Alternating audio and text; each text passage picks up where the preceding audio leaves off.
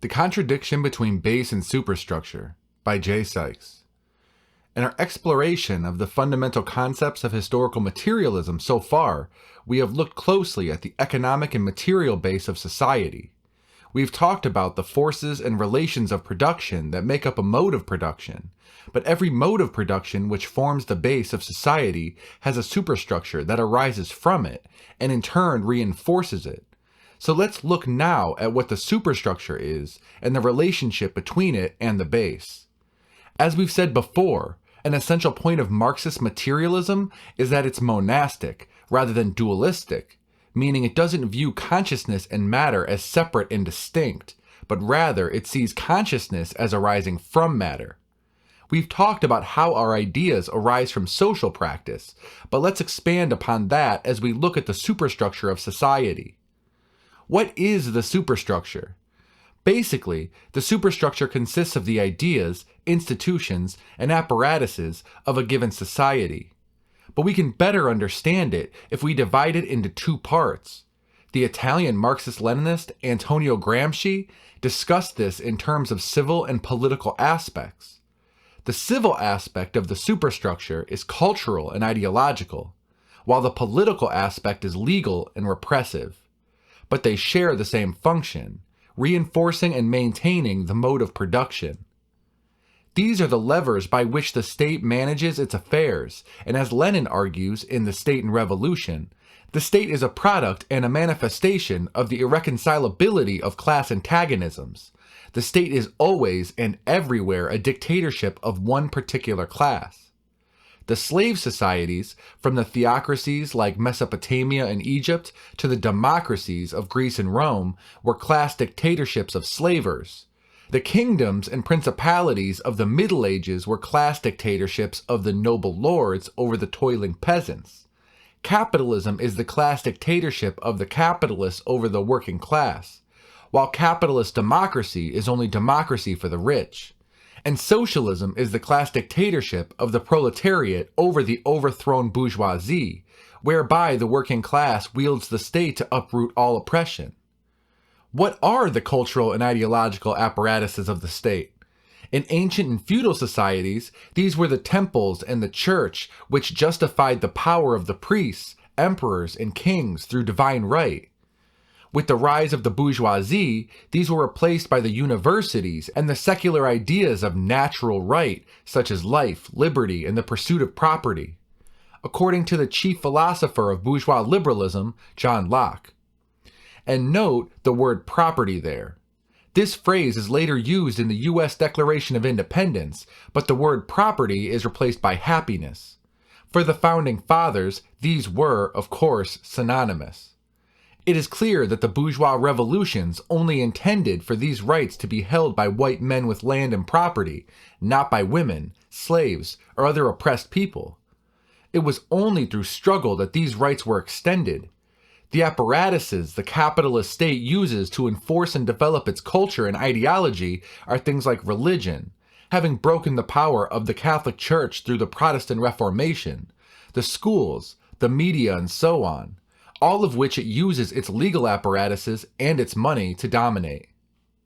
What are the legal and repressive apparatuses of the state? These are the state's laws, courts, police, and military.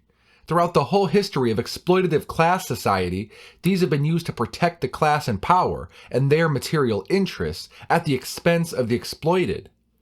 All working and oppressed people understand very well who the police and the courts in capitalist society serve, and at whose expense. The laws and the police protect, first and foremost, property, at the expense of workers and oppressed people. Meanwhile, the military supports the material interests of the imperialists abroad in their maneuvers to export capital, dominate resources, control markets, and prop up the super profits that monopoly capitalism bleeds from the oppressed nations. Dialectical materialism can help us understand all of this more clearly by looking at how principal and secondary aspects of contradictions interact and transform into one another. First, to be clear, in the contradiction between the base and the superstructure, the base is typically the principal determining aspect. The superstructure arises from the base and serves the base. Second, As we know, in any mode of production, one class is dominant. In the contradiction between the bourgeoisie and the proletariat under capitalism, the bourgeoisie is currently the dominant class. So it is the principal or determining aspect of that contradiction, and therefore its ideology is likewise dominant. But proletarian ideology arises from the class struggle in bourgeois society. We should therefore understand that while bourgeois ideology is dominant, proletarian ideology also exists secondarily alongside it. When, as a result of social revolution, the proletariat takes the dominant role over the bourgeoisie, so too will the ideology of the proletariat take on the leading role in society, allowing the proletariat to transform the entire superstructure to meet its needs. Socialist revolution will smash the state apparatuses of the capitalists and create a new socialist state. It will revolutionize the entire superstructure, culturally and politically, in order to fully transform society and overcome bourgeois ideas that encourage reaction and counter-revolution. This is basically the relationship between base and superstructure. The superstructure arises from the base and in turn reinforces it. But the proletariat state, while still belonging to a particular class, has a different goal than the states of the exploiting classes that came before it. While the pre-socialist states wanted to preserve the rule of their class and exploitative relations of production that were at their foundation, the socialist state, on the contrary, seeks the abolition of all classes and all exploitation. This is because the proletariat is the first class in history with no material interest in exploiting others. In The State and Revolution, Lenin argues, the suppression of the bourgeois state by the proletarian state is impossible without a violent revolution. The abolition of the proletarian state, i.e. of the state in general, is impossible except through the process of withering away. This withering away of the socialist state is an essential point. As we've seen, the state arises from and reinforces a particular mode of production, and therefore particular relations of production. The purpose of socialism is to transition from an exploitative class society to a society without classes. And a society without classes doesn't require a state as an instrument of class rule. With no antagonistic classes within or imperialist threat without, the repressive state will have no more material basis.